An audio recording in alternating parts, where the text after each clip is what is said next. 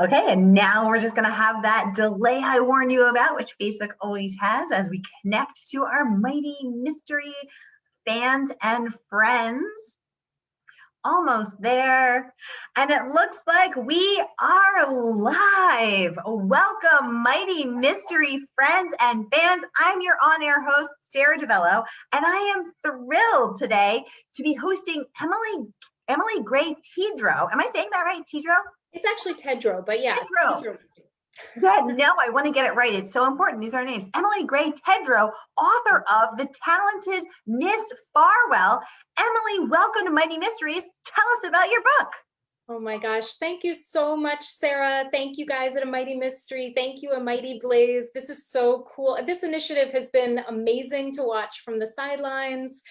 As an author, as a reader during this time, it just feels like what an incredible surge of goodwill and activism you guys put out there. It's incredible. So when I got the invite, I was just like jumping up and down. I was so excited. Yay, we're so thrilled to have you. We're so thrilled to have you. It's so great. And so yeah, I'm going to talk about The Talented Miss Farwell, which came out today. So today is the pub date, which is extra exciting to be able to be here today. This is my third novel, and it is a story about a con artist, a female con artist who embezzles, it's not a giveaway here, it embezzles $50 million over 20 years from a tiny town where she works as the town government official. And it is based loosely inspired by a true story. And yeah, that's, I guess, what I can say now, although I'm happy to talk more about it. Well, we want to talk so much about all of that, including the true story that is based on. Let's start there. How did you hear about this true story? How did it reel you in? How did it make you want to write this book? Give us the inside scoop. Yeah, sure.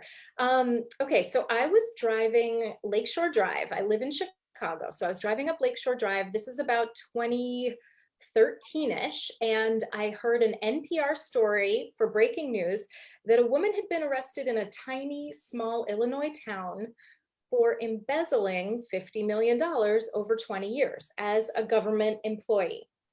And one of the things that really stood out to me was that the newscaster said that the FBI had held off held off arresting the person because, as they said, the FBI didn't believe that a woman alone could pull off a crime of that magnitude for that long. So essentially, they were looking for a male co-conspirator.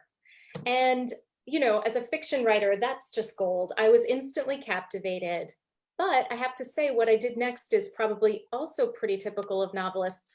I stopped reading much about the actual true story, you know? So I got a glimpse into this idea. I was hooked. I wanted to know, what is it like to stay in your small town while you are stealing from your neighbors, from your friends, from your church, from your school, over that long period of time, to lie to them, you know, face to face.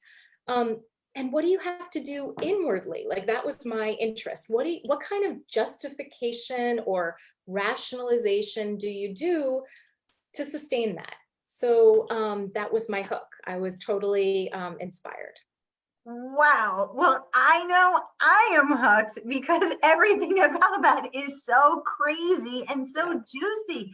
Oh my God. Wow. I want to get into all of that, but first I just want to welcome all of our friends who are watching on Facebook. Welcome, Christy. Welcome, Gail. Gail says it must be Chicago Day with Sarah. Gail, you're right. Welcome back. Top community member here, Gail. We just had Dr. Ian K. Smith on, also a book based in Chicago. It is Chicago Day. Crazy. Chicago Day. Tell us where you're watching from, everybody. Tell us where you're tuning in from today, and tell us what questions you have for Emily about her book, about her process, about real life cons, about her research, whatever it is that you are wondering. You know how it works. Type it in the comment box and I will get it right over to her. I know it always takes me a minute to think of questions. So while you're thinking of them, I have got to share just a few words of your absolutely incredible praise. So Rebecca Mackay, author of The Great Believers, raving Becky Farwell is one of the most wickedly compelling characters I've read in ages. A Machiavellian marvel, a modern Becky Sharp, a character to root for despite your better judgment. And her story, both topical and timeless, will knock you off your feet. Wow, rave review. And again, incredible to receive that kind of praise from Rebecca Mackay. You have Real Simple Magazine raving a read it to believe it page turner about a con artist whose luck can't last. Publishers Weekly awarding it a starred review. Wow. Saying perfectly executed. You never hear that. Perfectly executed. Tedrowe does a spectacular job of demonstrating the mindset of a character who justifies her criminal activity while believing she's ultimately good. Booklist saying both lighthearted and deeply conflicted. Tedrowe's caper with its Becky Sharp allusions raises significant moral issues. Crime Read saying sharp, darkly comedic, and full of fascinating facts about the art world. Medium saying riveting. With Becky Farwell, Tedrowe has created one of the year's most fascinating, complex, nuanced characters. Oh my God, I could go on and on because the reviews just keep coming. But let's get into this. So Emily, how do you write a character who is, as they said, nuanced? How do you write someone who is evil, who's a thief, who robs her neighbors and smiles in their faces, and yet still get us to root for her? How do you do that? Well, I think that for me, the key was that Becky, my character, never sees herself as a villain. I mean, isn't there's that old saw, like, nobody's the villain in their own movie of their life, right? We're all the hero. We're all the sort of protagonist of our own life. And that's how my character feels. And I think one of the things she does is she steals these incredible amounts of money. And what she does is she funnels them into her art collecting business. She's a passionate lover of contemporary art, and she builds a collection that is world renowned. But she does this by embezzling money, and then she will sometimes pay it back from the proceeds of selling her art or reselling her art. So another thing that she is able to do is to tell herself, look at all the good I'm doing. So for example, in her impoverished town, she funds the Little League team. She it pays for the prom at the high school. She redoes the surfaces of the basketball court. She provides tutoring that's not available for the kids. And these are, expensive programs that the town wouldn't have if she hadn't funded them. However, the original sort of seed of that money that grew to the investment that she was able to make came from a crime. So in a way, she has to pay back enough to keep that sort of belief going inside her, like, okay, I am doing the right thing. I'm taking care of my town. She does love her town. She's been a long time member. But she, it's one of those rationalizations that maybe only a sort of con artist could make.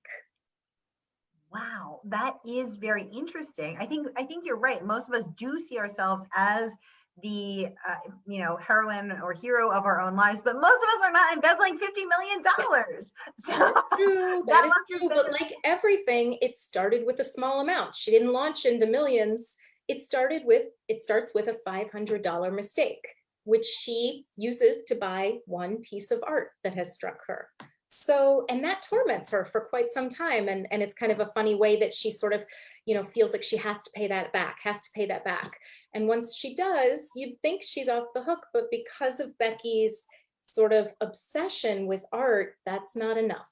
And another thing about her is that she is just one of those people for whom, any amount is not enough. She's never content. She always wants more. And that torments her to some degree. Wow, this is so interesting and giving us a glimpse into how you were able to write a character like this with such heart that allows us to feel for her and to root for her, as the reviews have said. I want to get more into that, but first I want to just welcome everybody again. Questions are already starting to pour in. Amy saying, hello, Emily. You posted this morning that many novels are hard to write, but this one was lots of fun. Why was it so much fun? What made the difference? Good question, Amy. Let's get into it. Thank you, Amy. I'm so glad you asked that. I mean, You know, first of all, yes, like my first two novels involved a lot of sort of work and learning and putting your shoulder to the grindstone, or is it your nose to the grindstone? I don't know, putting something to the grindstone. And this book was sort of like maybe one of those magical gifts from whatever gods, you know, the novelists pray to. It just came to me all at once. The character existed instantly. I knew Becky inside out right from the start when I envisioned her. And I think that the joy of writing it came from really fully going there with a character who is just um, all in what she wants. She will stop at nothing. She has these crazy adventures. She nearly gets caught about 5 or 6 times. So being able to kind of write a character who has no abandon gave my own writing this sense of no abandon. And I was able to really sort of let go and, you know, kind of embrace this plot, which for me was a lot more eventful than the plots I've worked with before. There were, you know, there are a lot of sort of heisty elements in this novel that I hadn't worked on. There's big sums of money. There's danger, and so for me, I think the joy came from doing something I hadn't done before and allowing Becky's exuberance to kind of infect my own process while I was working on it. Oh, I love that answer and that question. Thank you, Amy. Gail saying, interesting premise. I've heard that most embezzlers steal for drug or gambling habits. Emily, tell us about your research process. Is that true? And how did you research this? So, well, you know, that's interesting, Gail. I don't know exactly what most embezzlers use the funds for, but I will say that when it came to writing my character, the original story, the true story that this is very loosely inspired by, the woman who pulled off that crime put it all into her horse breeding business, her horse breeding and showing business, which of course is an extremely high profile, high stakes, high finance game. So I knew right away that I was not going to write a horse novel. I don't know that world. I'm a city girl. But I have been fascinated by the art world for a long time. And not in any kind of participatory way, but I'm interested. I read the articles. I like to go to art shows. I'm curious about what pieces people buy and why you might spend a lot of money for a piece of art. So I knew right away that I wanted to use that setting, that way, as to show what Becky is obsessed with funding. Like, for example, I don't think she steals the money and then looks to see what she might spend it on. She absolutely needs this art in her life. She'll stop at nothing. And so for her, this is definitely a means to an end. So when she embezzles and when she buys these pieces of art, I think it feeds something in her soul, like an emptiness or a need that she has. So maybe in that way, it is a little bit like an addiction. But yeah, that's sort of what her driving force is, this absolute need to acquire more and more of this one specific thing, the most high-end internationally, you know, sort of known contemporary art. Wow, these are worlds I do not know anything about, so I'm so interested. I'm just listening because they're so interesting. Gail saying horse breeding might be considered a form of gambling, as it sounds like art is, willing, you know, demanding you to do anything to get that next fix, that next acquisition, that next endorphin high of the thrill of the acquisition. I mean, I don't know, I'm just imagining. Andrea Chapman saying, this sounds great. Andrea, I totally agree. So Emily, did you ever think about doing about her addiction, let's say, being anything other than art? Did you ever consider anything, or you knew it had to be art? I knew it right away. I knew it was going to be art. And I think one of the reasons that worked so well for me is because, okay, so as I wrote this character, I had this ongoing tension, which is how much can we love or identify with or empathize with a main character who steals that much money, right? Who causes that much damage, damage to her friends, to her relationships, to her town, you know, intentionally causes that damage. Like, how am I going to ask a reader to stay with that character for the length of an entire novel? And I guess the thing that I wondered about was, could there be a mitigating factor in what she spends it on? Is it worth something? Does it excuse anything if she just loves art and needs to have it to look at? Is that anything better than, like, say she was into, sneakers and, bought like all those fancy sneakers? Or what if she was really into fancy trips and went skiing and all the, sort of like top places? I mean, I'm not saying that, it needs to be excused, and certainly she doesn't get excused. But for me, the love of art is such a almost passionate, devotional way of living. And also something that I think she doesn't have a choice about. She feels like this obsession just entered her like a thunderbolt. And so I think I wanted to stay in that world to see, like, okay, if you love something that much, is there any way that we can understand what she, the lengths she'll go to own this stuff? And in a way, I feel sorry for her as I was writing this. In her passionate drive and her ambition and her obsession, she didn't ask for any of that. And she does it all secretly. It's not like it's helping her get anywhere, right? Oh, it's so interesting. Now, Emily, how long did it take you to write this book, start to finish, soup to nuts? Okay, so it's funny you should ask that. So I thought that might come up. So I went back and got my original. So for every novel, I get like a giant notebook. Ooh. And I just spend maybe a year or two just writing about the story. It's like a journal, but for my novel. And if I turn to the first page, all right, you can see October 24th, 1913. And what this says is, a novel about a woman in a small Illinois town, works in the government office, over the course of 20 years, embezzles $50 million from taxpayers in order to fund art collection. So that was the first sentence of this book that I used to just, kind of take notes on. So that's 7 years ago. I want to say I wrote in this book just kind of taking notes for about a year, planning my idea, learning about my character, thinking about the plot.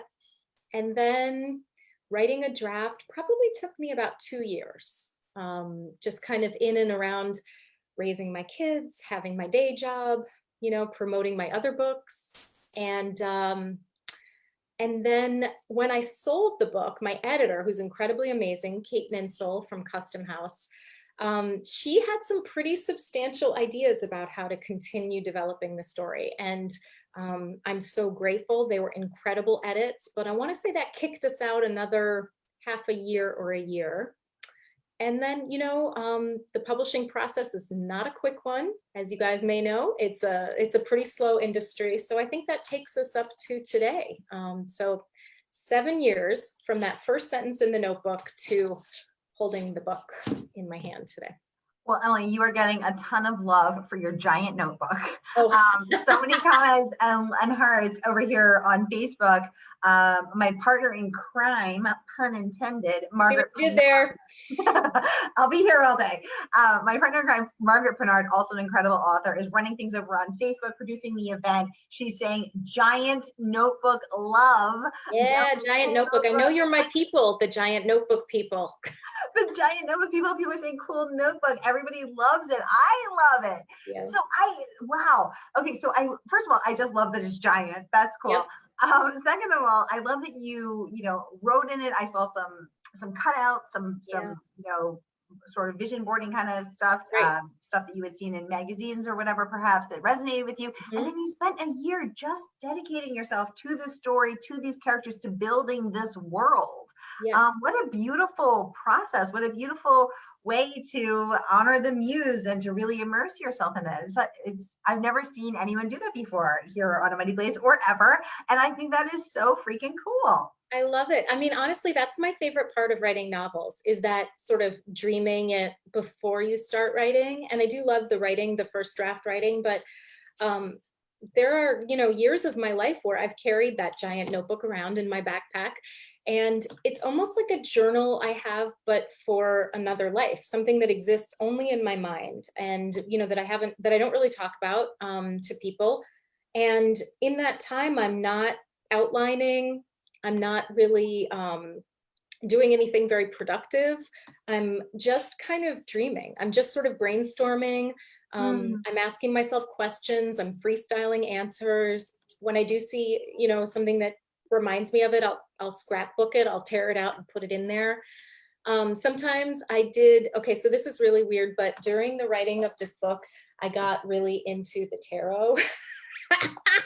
I'm really outing myself here as a new ager, but I did a couple, so like every day when I would sit down to work on it, I'd pull a card and then I'd see what that card might suggest for me about my character or about the writing process. And I would use that as a prompt to kind of get into the story. And, it really was very helpful. It was very suggestive and creative, and it got me to think outside the box a little bit. So it's funny because when I was flipping through this earlier today, I kept seeing, oh, I pulled the so-and-so card and that's making me think of X element. And I'm wondering if Becky had that kind of conflict with her dad before all this started. It really kind of deepened my work on the book.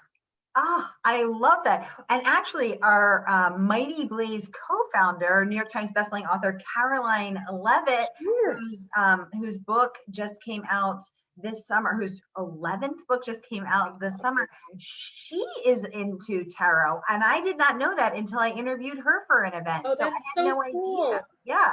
And I don't even know if she pulls them for her writing process. That is fascinating. I love that you use that as a tool for your process. Yeah.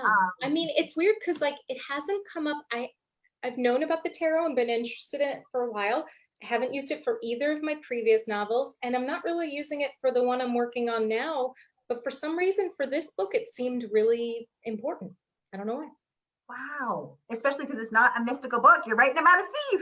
No kidding. I know there's no real new agey, and it's very Midwestern. Becky is like a small town government employee. She's, she loves her church. She leads on the surface this very upstanding small town, she goes to these, shoe drives and bake sales, and she has a best friend, and they, rent movies together. And, it's sort of a lovely, quiet life that's very grounded in Midwestern on the surface. And so, yeah, it is funny that the tarot was kind of helping me out with that.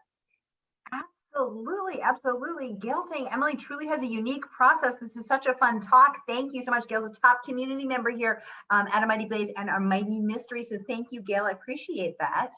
Emily, right before we went live, you said something that stuck with me, and you said this is your third novel. Yeah. You never pictured yourself as a thriller writer. You never saw yourself as a mystery writer, but here you are.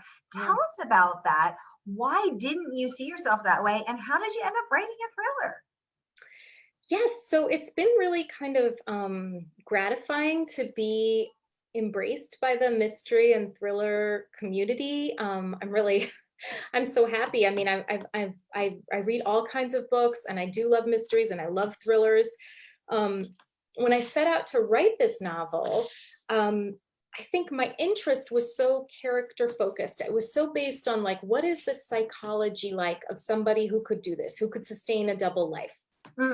And my other interest is, a lot of times when we see women in fiction and they have a double life, that's usually in the relationships realm, right? Yes. Like maybe cheating on a partner, or, a woman who leaves her kids, or this kind of, sort of about the relationship world. And so my character was going to be a con artist who is pretty much like, balls to the wall about success and money and what she wants and her ambition and getting hers. So I think that because I was so focused on Becky's character, I maybe forgot that I was also writing the plot that involves, sort of a heist, a long-term con, many sort of close calls, the feds closing in, a lot of sort of dangerous moments. And because my interest was like inside Becky's mind and heart, and I was writing the other stuff and enjoying it, but I think it wasn't until it was out or, coming out and people were talking about it that I thought, okay, it does kind of fit into this realm. There are elements that make it, chime with some thrillers and some, sort of like psychological thrillers that I've really loved. Ah, that's so interesting. So you didn't even know you were writing this heist book. You're writing it from the emotional perspective. That's so Yeah. interesting. And I think we're all fascinated by real life cons. Yes. Let me ask Facebook friends, what real life cons have you witnessed? Have you read about in the news? Immediately, I'm thinking of Bernie Madoff, Right. and most recently, Caroline Calloway. Mhm. Audience, tell us, have you been aware of these or other cons? What's the fascination? What do you like? What cons do you know about? So obviously everyone knows about Bernie Madoff embezzling millions from investors. Right. Caroline Calloway, sort of only in the age of social media. So she was an influencer. She built herself up into having hundreds of thousands, I think 800,000 followers or something, or maybe it was 900,000 followers. Got a huge book deal out of it, was sort of living La Vida Loca, very glamorous life, only to find out that she was not, that a lot of her followers were fake and bought, just bot accounts, and B, that her best friend at the time, and they had since parted ways, had been writing all of the content for which she had become known and beloved, and in fact had ghostwritten part of the book for which she had gotten the book deal but no credit. So what other, let me just put out some, what other cons do you guys know about? What have you heard about? What have you been watching? And what about you, Emily? Was this the one that you heard about on NPR of the woman who embezzled the $50 million? Yeah. But the feds didn't think it could possibly be her, because what woman would be capable of that? Yeah, right. I love that. You're like, this woman is capable of Uh-huh. this. Yeah. Had you been following any other real life cons as well? Well, it's funny because so obviously my title is an homage to The Talented Mr. Ripley by Patricia Highsmith. I came to this title really late in the game. The novel was finished. It had sold. We were getting ready to start putting together the whole package, and I didn't have a title. And so it came to me that I really wanted to emphasize her femaleness in the title, and so have it be a twist on the talented Mr. Ripley. And it's also the sort of way that her town views her. She is talented. They've always loved her. They've depended on her to save them time and time again. But of course, she has this secret talent too, which is conning people.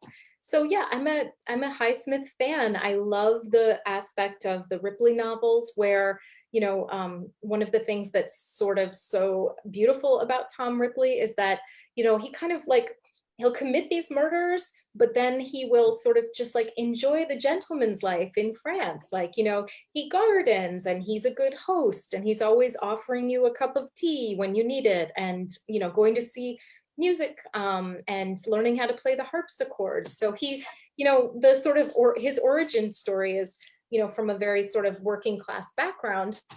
And then he kind of vaults himself up to this sort of life of leisure. And I think we just, as fans, really enjoy his sort of his ability to do that, and the way he enjoys the fruits of his crime. So I mean, that was a big kind of like model for me when I was thinking about this book.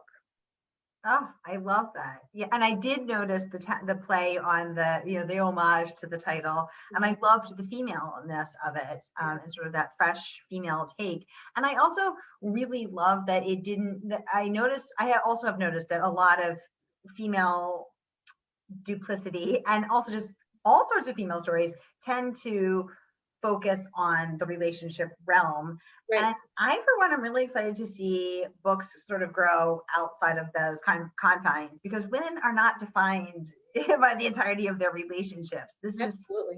maybe only one spoke on our wheel of life, or maybe not a spoke at all. There's a lot Yeah. of other things out there to enjoy and to explore. So I love that you didn't confine it to that, and in fact made her this, just outright thief. Although I'm sure she probably wouldn't say that about herself. Yeah, no, she wouldn't use that term, but yes, definitely. I agree. I mean, I think my last novel I had written that was my two characters, both women, they were both deeply relational. And I went very, deeply into their lives as mothers and as partners. One's a wife, and one has a boyfriend, and just kind of, and being daughters. And I really like loved developing those rich, complex relationships. And it's definitely one of the reasons I go to fiction, is to read those kinds of relationships. Hmm. But it was sort of maybe refreshing, and part of that joy I mentioned before, to write about a woman whose greatest love and sort of her longtime love has nothing to do with another person.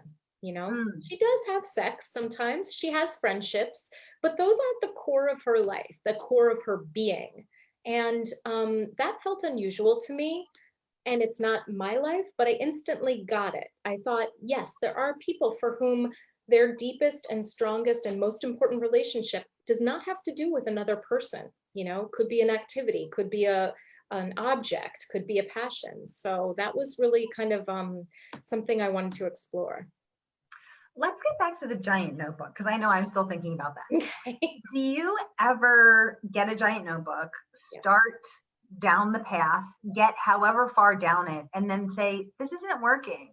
Do you have unfinished notebooks or discarded notebooks, or it just didn't work out to be a book? Do I have unfinished notebooks? Just wait, Sarah. I know. See, this is what I live for my Blaze. I want to see inside the writer's lair. I want to see what she's got in there. All right, so I would say that of these notebooks, they are partially used, and they weren't cheap. And I'm not thrilled about the fact that, you know, they are partially used. Maybe I'll come back to an idea that's in one of them, but these are have been put away stack. So yes, I often start, not often, but it does happen. And do I wish I had a different process where I could know if something's going to work or not before I spent, you know, a while carrying around a notebook and writing in it? I mean, sure. But, you know, this is what I know about myself. I know my process, and it does involve a lot of scribbling in a notebook. So yes, I am very prone to buying notebooks, but not necessarily filling them. I'm so relieved right now that I'm not the only one with, and I've got far more than you, like 20 half-filled notebooks.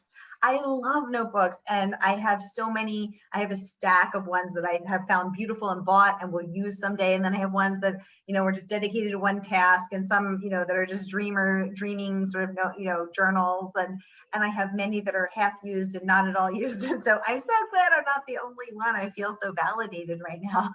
Good, yeah. I mean, another thing I write about in my process is I sort of journal about the process as it's happening. Like, the words in that big notebook are not just about Becky Farwell, but they're also about me and my life as a writer. So there's stuff in there about the different seasons through which I've written. If you're a parent, you might know that a lot of your writing is built around your kid's schedule. And so there's some entries in there that are about how difficult summers are without, you know, as much childcare. How am I going to find time to write? Or there's entries in there about when, you know, I wasn't feeling good, or sometimes when I'm not feeling as connected to the material.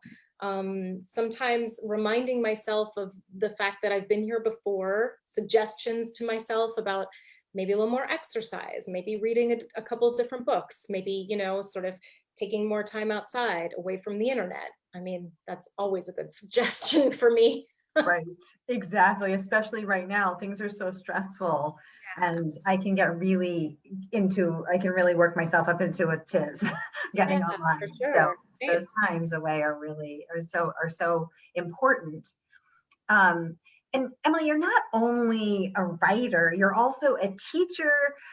You also hold a PhD in literature from NYU, from New York University, an amazing accomplishment. So many of our community members here are writers, aspiring authors, lovers of the craft. Tell us, as someone who holds a PhD in literature, as a writer, as a teacher of writing, what do you think are some of the keys to writing a great book, a book that earns the kind of praise that you know, some of which I shared earlier in the interview? How do you do that? What are the keys? Okay, well, there is no, first you got to buy a big notebook. Just kidding. But I will say that when I have taught writing to, I'm going to say adults, but meaning, you know, I've taught both at the college level, and I've taught some classes through a community writing center. And when I teach adults who have usually either maybe part or full-time jobs, or they have family obligations, one of the things I talk about is consistency in work, Mm, especially when you're writing a novel. Um, Picking up short stories can be done in short blasts, right? Like you work on it like crazy over the weekend and then you ignore it for 2 weeks. But you're able to kind of keep your mind around the story because it's confined and it's shorter. Well, it's very hard to keep your mind engaged with a book, either that you're writing or that you're reading, if you don't work on it pretty consistently. So I'm a sort of write every day kind of girl, and I'm not saying I necessarily have to power out a certain amount of words per day, but I do sort of like, I write every day on the book. And so in fact, one of the classes I taught, I think I had come up with this, sort of tip for them where I was like, okay, you guys, I want you, even if you don't sit down and have a great session, say you've got a crazy day at work, I want you to at least, touch it every day. I want you to touch it every day. So they thought that was pretty hilarious and maybe a little bit bawdy. So they made t-shirts and mugs for all of us that said, like novel in a year 2017, touch it every day or something. And so I it's will going to be say that I our hashtag. That's going to be our hashtag. It's trending now. hashtag touch Hashtag it every touch it day. every day. I find that that keeps me close to the story. And I think what it does is that on some level, I'm thinking and solving problems about character, about plot, even when I'm not at my desk, right? So if you are opening that computer file every day, if you are writing a note, writing a paragraph, sometimes even just texting yourself some stuff. Like I have a friend who's working on her book on her car ride to and from work by looking at her phone. I think that that keeps it very like as a working idea in your mind. And I've found that the opposite, for example, if you put down the book for a couple weeks, that's pretty deadly, I think. So in my mind, even like 15 minutes a day, it's like exercise, I mean, no one wants to do it before you do it, but nobody ever says afterwards, oh, I wish I hadn't exercised today, right? So that's kind of how it is with writing. That's one thing. I And then love that. the second tip that I always give is to think of yourself as reading your book while you're writing it and in difficult moments. So for example, if I'm stuck when I'm writing a scene and I don't know what's going to happen next, or the characters are talking but like nothing's happening, or you're just feeling like, ugh, what am I doing here? I always ask myself, if I were reading this book, what Mm. would I want to happen now? And that will access an instinct that you have as a reader that's not always present when you're writing, but is very strong and usually very sophisticated. Our reading instincts are much stronger than our writing instincts. How many books have we read compared to how many books have you written, right? So if you can tap into your instincts as a reader, following those will really help your writing. And it's a tip that's like never steered me wrong, seriously. Oh, I love that. And I have not heard either of those things. So thank you for both of those pieces of wisdom. And it's really making me think about this in a different way. So Yeah. thank you for that. I can feel my brain sort of noodling on that and Oh, processing good, this in a different way. So thank you. good. Yeah. So do you when you are making yourself sit down every day and do the minimum exercise, the 15 minutes, do you then, find yourself getting swept up and you blink and 3 hours has gone by, or you just, hit that count or hit that goal and you're gone? It kind of depends. I mean, so I will say that like different phases of the writing process are easier than others. And I'm sure we all have our favorite part of it. Some people love revision. Some people love, the concepting. Some people love writing first drafts. And so there are parts where like on the days when I'm hitting my stride, I will try to write for at least an hour or two a day and push the story forward. I always write chronologically in a story. I never jump from part to part. Ooh. Because for me, I'm running the whole story through my mind as I write it. And then as a friend once said, you know, you're going to have to write those parts anyway, so you might as well write them when they come up. Um, She and sounds like a yeah, person so who I has guess more I do. discipline than me. Yeah. So yeah, I try to, you know, I would try to get a good hour of work, like a good 1 to 2 hours of work in per day is kind of all you need. I mean, I'm definitely like, and this is a strong feminist stance I take, especially with my students who are women. Um, you do not need to go off to that cabin in the woods and isolate. You do not need to go to the top of a mountaintop and commune with the male gods of, you know, the great American novel or whatever. I wrote my first novel in a lot of chunks with Dora the Explorer playing in the background and my kids on the couch with me. You know, and I can look in my book and see parts that I know I was writing while I was back. I mean, my kitchen's right around the corner here. Like, this is where I make dinner every day. You know, this is where I help my kids with their homework. And writing in the middle of life is not only possible, but I think it's preferable. You know, books are not meant to be coming out of these sort of airless, isolated experiences, you know, they're part of life. So I definitely want you to know if you are like kind of an emerging writer that 1 to 2 hours a day, like that's the most writing I do when I'm creating. And that's plenty when you have a full-time job. It's not easy, you know, but it's doable for a mom with a full-time job and kids, you know? Oh, this is so empowering. Gail saying, although it's a great excuse to get away to that cabin. Patricia saying, too funny when I stall, I think, what if, but so great to think of it as the reader is, as what the reader would want to see is also great. Yeah, I totally agree, Patricia and Gail. Thank you so much. Yeah. Emily, let me ask you, what is your favorite scene from this book? If you can tell us without giving anything away. Okay. All right. So I love a scene where Becky has arrived at a church volunteer effort with her best friend Ingrid, and they are there sorting shoes for a donation. And it's a long day of, you know, a lot of physical activity, and they're tired and they're stressed. And then Becky overhears someone saying that it's actually Columbus Day, or, you know, Indigenous Peoples Day, I guess we call it. And so Monday, things are closed, and she's totally forgotten about that. And the problem is that she had meant to get to the bank on Friday to deposit a check to cover a gaping hole in one of the town's accounts that she had stolen money from. And then she wasn't able to do it, so she was counting on Monday before a Tuesday meeting at which these accounts would be looked at. And now she realizes on a Saturday that she only has 2 hours to deposit this check. So long story short, but she has to floor it in her car and drive first to Chicago to access this money and get the check from someone who owes her, and then zoom back to this bank where she has to literally like run to the door to be able to deposit the check before they close at like 1 o'clock on Saturday. And that was one of the first scenes I envisioned when I was thinking about this book. I have a lot of pages where I was kind of writing about it, and it came out pretty fun, I would say. Like, there's a lot of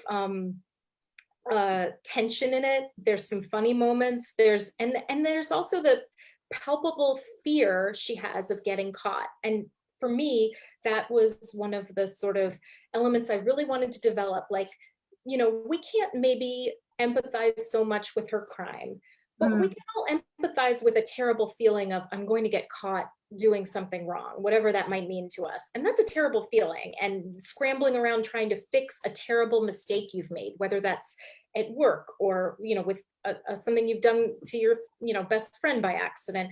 That sense of like, oh my God, I'm about to be exposed. I tried to really, you know, turn up the volume on. So for me, that was one of the most fun scenes to write, and a fun one for me to read. Oh yeah, already I feel myself getting a little anxious, a little fluttery, starting to sweat. My partner in crime, Margaret Pinard, saying Saturday bank hours, drive plot action. You're not wrong. We've all been there. Got to get to We've the all been bank there, right? before it closes. Racing the clock. Come on, red Yeah. lights. You know, that's stress. Patricia saying, "Oh, come on, Emily. These cabin weekends with Greek gods are magical." LOL. There's a place for all worlds, at work, at home, at work, etc. Hey, LOL. look, if you get a cabin weekend, I'm not saying don't take it. You take that cabin weekend. I'm Yeah, saying you don't Patricia, take need that that cabin cabin weekend and weekend. take us all with you. A Yeah, women's writer retreat. Here we come. absolutely. Oh my gosh, absolutely. I love that. What would you, what's one thing that you want people to walk away from this book feeling? Hmm. Um, I think that one of the things that I wrote about in this book is kind of what we owe each other. Becky is maybe not the easiest person to be with, but she is a member of a community that she's very devoted to. And she does have a very close friend, Ingrid, and their friendship, if you read it, you'll see extends over this 20-year period. Um, and there's a lot of back and forth in which these two women really take care of each other. One Hmm. of whom, of course, is, kind of creating this epic crime on the side. And um, that personal betrayal is something that I think I've heard is very painful in the way I sort of bring it about. Um, Hmm. and does make me wonder, and I would hope my readers wonder, what is it that Becky owes Ingrid? Becky would say to her, look, I paid out of pocket for your kids, therapy. I took you on this vacation. Um, but of course there's something wrong there too, that Becky can't really see or understand fully until later. So to me, that's sort of like a deeper emotional moment. I mean, the stealing, the crime, the money, that's like maybe the fun part of the book, but at its heart, I think are some questions about, what it truly means to be in friendship or in relationship with someone. Oh, wow. I love that. And it's so true because we all see things so differently, usually not that differently, Yeah, but right. we see a lot of things really differently. Yeah. So this is, yeah, wow, that's such a powerful, um, thought-provoking moment that you're providing us here Thank on, you. into those pages. I'm gonna have to really sit with that because that's a lot. That's a lot to process. It's so interesting. Gail saying, "Don't embezzle." Patricia says she's in for the Women's Writers Weekend. Yeah, Um, Also, that do she it. loves when you can tuck humor into the story. It seems to make it more human. Oh, Um, thank you. yeah, Yeah, I love humor. I'm a humor connoisseur. I like when people are funny, and I like when my characters are funny. I mean, I always tell my students, like, if you can write something funny, that's like, just that's pretty gold on its own. And life is funny a lot of the times, even during hard times, like, maybe something we know about now, right? Humor can be really kind of a great way to get through it, a great way to, sort of help ourselves through it. absolutely, absolutely. Chris Walter saying, "Thanks for the shout out." You're so welcome, Chris. Well, Emily, I just want to say thank you so much for joining us here on A Mighty Blaze, Mighty Mystery. Thank you to all of our community on Facebook. You guys are amazing. Thank you to my partner in crime, Margaret Pinard, as always, killing it on the production side, on the Facebook side, keeping everything going over there and adding to the conversation so valuably. I appreciate you. Thank you, Emily. Congratulations on the Talented Miss Farwell, out today to incredible praise. It has been such a pleasure hosting you here. It's been such a pleasure talking with you here. Everyone saying thank you so much. You're so welcome, everybody. And we would love to have you back on A Mighty Blaze. Congratulations. Thank you, Sarah. Thank you, everybody who came. Thank you, A Mighty Blaze. This has been amazing. I'm really happy to spend my pub day talking to you. Yay! We're so happy to have you. All right, everybody, we will see you next time on A Mighty Blaze. Thank you again, and congratulations, Emily Gray Tedrowe. And also Margaret is linking to our very special partnership, I forgot to say this, to withbookshop.org. So you can pick up a copy of The Talented Miss Farwell today and support our beloved independent bookstores. Link is in the comments. Get your copy today. Please support the indies. I love Bookshop. I love your bricks and mortar indie store. And absolutely, that's where our money should go. Absolutely. Yay. Thank you again, Emily. We'll see you all next time. Thanks, everyone.